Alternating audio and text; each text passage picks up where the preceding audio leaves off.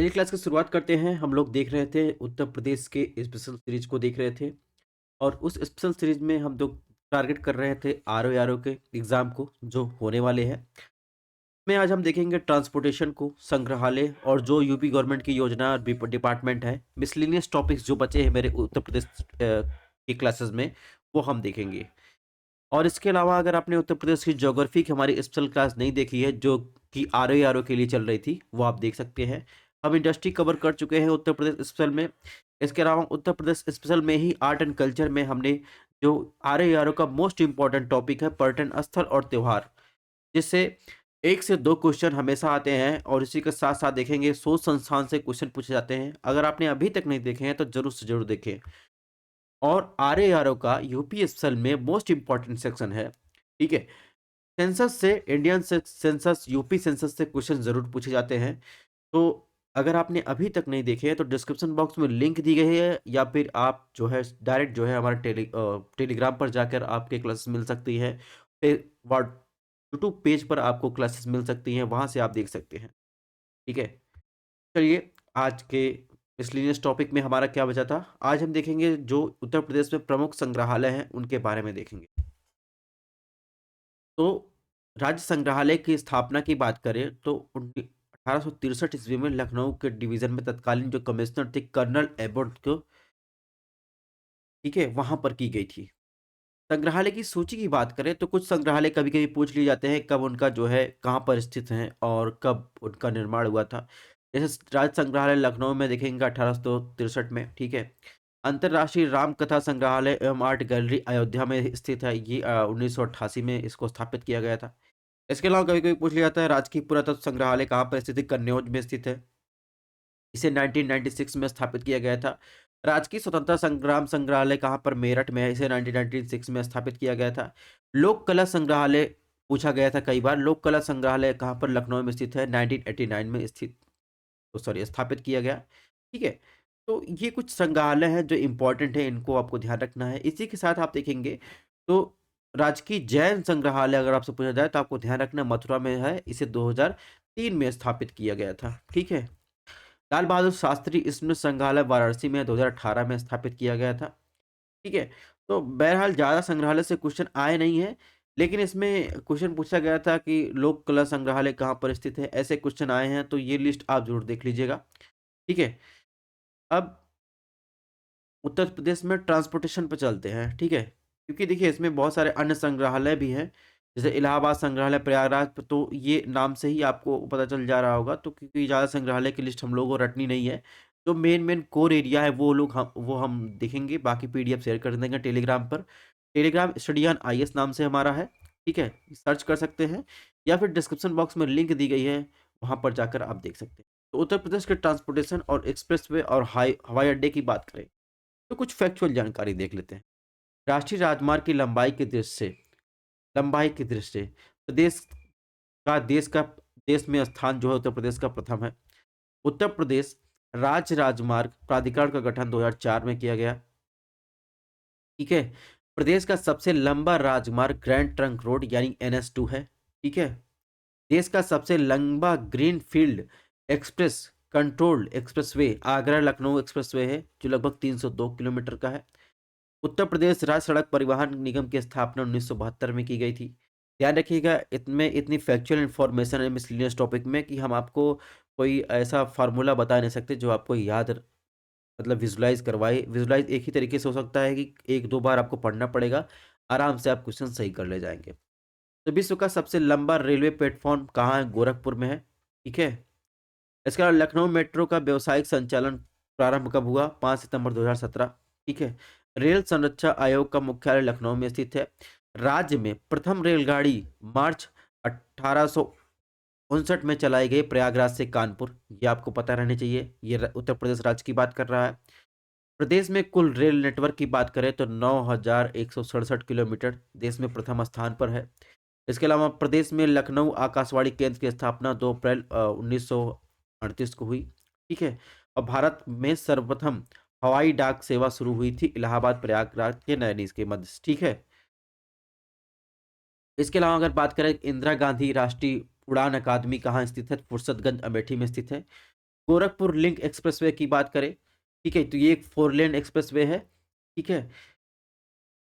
इसके अलावा अगर देखें तो ये गोरखपुर बाईपास से जो है राष्ट्रीय राजमार्ग 27 से जैतपुर ग्राम के निकट से होता है। फिर ये जो आप देखेंगे आजमगढ़ पूर्वांचल एक्सप्रेसवे से होते हुए ये इसके अलावा गोरखपुर, आजमगढ़, अंबेडकर नगर, सतनगी, कबीर नगर को जोड़ता है। पूर्वांचल एक्सप्रेसवे की बात करें तो जुलाई 2018 में पीएम नरेंद्र मोदी ने आजमगढ़ में इसका शिलान्यास किया था, ठीक है। लखनऊ के चंदसराय गांव से लेकर गाजीपुर के हैदरिया गांव तक ये एक्सप्रेसवे जोड़ता है, जिसमें लखनऊ से शुरू होकर बाराबंकी, फैजाबाद, अंबेडकर नगर, अमेठी, सुल्तानपुर, आजमगढ़, गाजीपुर और मऊ को जोड़ता है, ठीक। इसके साथ गंगा एक्सप्रेसवे बहुत ज़्यादा नाम चलता है, जिसमें देखिए प्रयागराज से मेरठ के बीच है। इसकी कुल लागत की बात करें तो 35,952 करोड़ रुपए है। ये 6 लेन की सड़क है, एक्सप्रेसवे है, ठीक है। 2024 तक पूरा होने की आशा है। अब कुछ फैक्चुअल इंफॉर्मेशन बात करते हैं। देश का सबसे बड़ा राज्य मार्ग नेटवर्क की बात करें तो महाराष्ट्र के पास है, जो 70 17.83% है, ठीक है। इसके बाद देखें सेकंड नंबर पर कर्नाटका आएगा, थर्ड पर गुजरात आएगा, फोर्थ पर राजस्थान आएगा, फिर आंध्र प्रदेश आएगा, ठीक। प्रधानमंत्री ग्राम सड़क योजना को देख लेते हैं इसी फैक्चुअल इंफॉर्मेशन में। इसकी शुरुआत जो है 25 दिसंबर 2000 को की गई थी। इसका जो टारगेट था ऑल वेदर जो है सड़क उपलब्ध करवाना, ठीक है। और इसमें जो फाइनेंस यानी पैसे का शेयर होता है वो सेंट्रल और स्टेट के बीच, दोनों के बीच होता है, ठीक है। केंद्र सरकार की बात करें तो 90% वहन करती है, और ठीक है अन्य राज्यों के लिए जो है केंद्र सरकार 60% जो है वहन करती है। तो उत्तर पूर्वी राज्यों के लिए 90%, नॉर्मल राज्यों के लिए जो है 60% जो है वहन करती है। तो ये जो है फाइनेंस का रेशियो है। नेक्स्ट इन्फॉर्मेशन की बात करें, ये भी फैक्चुअल इन्फॉर्मेशन है। कुछ इंटरेस्टिंग फैक्ट है, जैसे पूछा था कि भारत में सबसे लंबा राष्ट्रीय राजमार्ग कौन सा है, तो NH44, ठीक है। इसके पहले इसका नाम क्या था, NH7 था, जो जम्मू कश्मीर को जो है आप देखेंगे कन्याकुमारी से जोड़ता है, ठीक है। और ये 11 राज्यों से होकर गुजरता है। तो देश का सबसे लंबा राष्ट्रीय मार्ग कौन सा है, राष्ट्रीय राजमार्ग NH44। अगर पूछा जाए देश का सबसे छोटा राष्ट्रीय राजमार्ग कौन सा है, तो NH966B, जिसे पूर्व में NH47A कहते हैं, जो केरल के कोच्चि को विलिंगटन आइलैंड से जोड़ता है, ठीक है। अभी वर्तमान में इसका नाम है NH966B। नेक्स्ट फैक्चुअल इन्फॉर्मेशन की बात करें तो कभी कभी आप सुनते हैं स्वर्णिम चतुर्भुज, जो भारत के 4 प्रमुख महानगरीय शहर दिल्ली, ठीक है, कोलकाता, ठीक है, मुंबई, चेन्नई को जोड़ता है। तो ये एक देखेंगे, एक जो है ये चतुर्भुज के आकार का है, इसे कहते हैं स्वर्णिम चतुर्भुज, ठीक है। ये 4 महानगरों को जोड़ता है। और इसके में देखेंगे दिल्ली और से मुंबई, मुंबई से चेन्नई, चेन्नई से कोलकाता के बीच बहुत सारे छोटे छोटे महानगर हैं, उनको ये जुड़े हुए हैं। तो मेन चीज़ आपको ये ध्यान रखना है कि दिल्ली, कोलकाता, मुंबई, चेन्नई को मिलाकर के स्वर्णिम चतुर्भुज का आकार लेता है। बस इतनी फैक्चुअल इन्फॉर्मेशन बहुत है। और नेक्स्ट फैक्चुअल इन्फॉर्मेशन की बात करें तो अगर पूरे विश्व में बात करें, सड़क नेटवर्क की बात करें, सबसे बड़ा सड़क नेटवर्क जो है भारत सेकंड नंबर पर है पूरे विश्व में। इसे सिल्वर मेडल मिला है, ठीक है। यानी सेकंड पोजीशन पर, फर्स्ट पोजीशन पर यूएसए है। दुनिया का सबसे बड़ा रोड नेटवर्क जो है यूएसए के पास है। नेक्स्ट फैक्चुअल इंफॉर्मेशन की बात करें तो बीआरओ ने जो है वर्ल्ड का हाईएस्ट जो है मोटरेबल रोड जो है आप देखेंगे अभी जो वर्तमान में है, उसे क्या कहते हैं, उमलिंगला, ठीक है, उमलिंगला कहते हैं, ठीक है। लेकिन इससे भी ऊंचाई पर आप देखेंगे ये 19,300 फीट की ऊंचाई पर है उमलिंगला, तब दुनिया का सबसे हाईएस्ट मोटरेबल रोड। लेकिन बीआरओ जो है लद्दाख में डेमचोक सेक्टर में, जिसे लिकारू मिंगला फुकचे कहते हैं, वो 19,400 फीट की ऊंचाई पर जो है बना रहा है। जब ये सड़क बनकर तैयार हो जाएगी तो ये उमलिंगला का रिकॉर्ड तोड़ देगी, ठीक है। अभी वर्तमान में उमलिंगला ही है। NH1 की बात करें तो NH1 जिसे ग्रैंड ट्रंक रोड कहते थे, तो ये बात करें दुनिया का सबसे पुरानी और सबसे लंबी प्रमुख सड़कों में से एक है, ठीक है। ये इसकी मूल रूप से या देखेंगे तो 2500 किलोमीटर की लंबाई है, जो पाकिस्तान के देखेंगे पेशेवर जैसे प्राचीन शहरों को और भारत में कोलकाता, ठीक है, काबुल से जोड़ते हुए चलता था। वर्तमान में देखेंगे तो यहाँ पर अटारी बॉर्डर से लेकर जो है दिल्ली को ये बचा हुआ क्षेत्र है। बाकी नाम चेंज हो चुका है, ठीक है। तो यहाँ तक फैक्चुअल इन्फॉर्मेशन थी। इसके अलावा यहाँ पर लिस्ट दी गई है नेशनल हाईवे की, ठीक है? ओल्ड नेम क्या था, नया नाम क्या है, तो इसको आपको देख लेना है। अब बात करते हैं हवाई अड्डे की, ठीक है? सड़क को आपने देख चुके हैं। तो हवाई अड्डे और उसके नगर की, हवाई अड्डे का नाम दे देगा, नगर पूछ लेगा। तो चौधरी चरण सिंह अंतर्राष्ट्रीय हवाई अड्डा, अमौसी हवाई अड्डा जिसे कहते हैं लखनऊ में स्थित है। लाल बहादुर शास्त्री अंतर्राष्ट्रीय हवाई अड्डा, बाबतपुर हवाई अड्डा देखेंगे वाराणसी में स्थित है। चकेरी हवाई अड्डा कानपुर में स्थित है। इसके अलावा देखेंगे तो बमरौली हवाई अड्डा प्रयागराज में स्थित है। ठीक है, हिंडन वायुसेना केंद्र कहाँ है, गाजियाबाद में स्थित है। झांसी हवाई अड्डा झांसी में स्थित है। तो नाम से ही आपको पता चल रहा है कौन सा हवाई अड्डा कहाँ पर स्थित है। जैसे अब डॉक्टर भीमराव अम्बेडकर हवाई अड्डा ये मेरठ में स्थित है। ठीक, अब बात करेंगे उत्तर प्रदेश में विभिन्न योजनाएं एवं विभाग की स्थापना। कभी कभी ये क्वेश्चन पूछ, जैसे आपसे अगर पूछा जाए निःशुल्क हेल्थ कार्ड योजना की शुरुआत कब की गई थी, 2005 में की गई थी। उत्तर प्रदेश पिछड़ा वर्ग कल्याण विभाग कब स्थापित किया गया था, 2 अगस्त 1995 को। 1 सेकंड का टाइम दीजिएगा।